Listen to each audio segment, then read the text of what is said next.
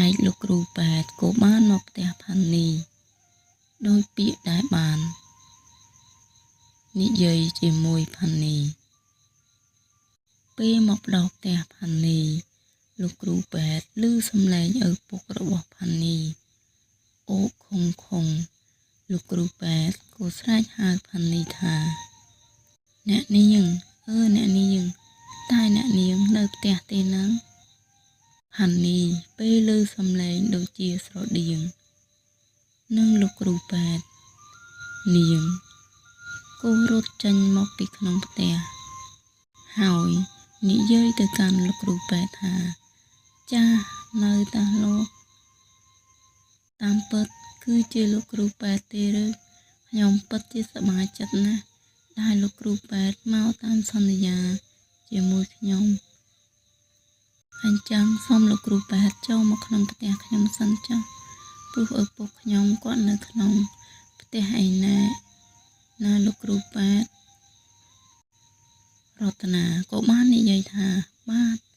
អ្នកនាងចាំខ្ញុំចូលទៅក្នុងផ្ទះពេលទៅដល់ផ្ទះលោកគ្រូប៉ែ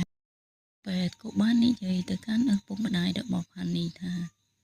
ខ្ញុំសូមជម្រាបសួរអ៊ំប្រុសអ៊ំស្រីតែអ៊ំប្រុសអ៊ំស្រីសុខសប្បាយអត់ណាស់ឪពុកម្ដាយរបស់ផានីក៏បាននិយាយថាអូជម្រាបសួរលោកគ្រូប៉ែតអ៊ំប្រុសអ៊ំស្រីមិនអីទេឲ្យអ៊ំសុំទោសដែលអ៊ំមិនបានទៅទទួលលោកគ្រូប៉ែតដោយផ្ទាល់បាទមិនអីទេអ៊ំប្រុសអ៊ំស្រីព្រោះអ៊ំកំពុងតែមានជំងឺជាប់ខ្លួនផងអញ្ចឹងអត់ទោសអ៊ំប្រុសខ្ញុំសូមពិនិត្យជំងឺអ៊ំប្រុសបាទពិនិត្យចុះលោកគ្រូប៉ែតក៏បានពិនិត្យជំងឺរបស់ឪពុកផានីបានរួចរាល់គ្រូប៉ែតក៏បាននិយាយទៅកាន់ផានីថាអូអ្នកនាងឪពុករបស់អ្នកនាងគាត់មានជំងឺសន្លាក់ហើយក្អកនេះដោយសារតែគាត់ក្អកយូរពេកគូបណ្ដាឲ្យខ្លាចជាជំងឺរបេងសូមអ្នកនាងយកថ្នាំនេះឲ្យគាត់ពិសាឲ្យទៀងពេ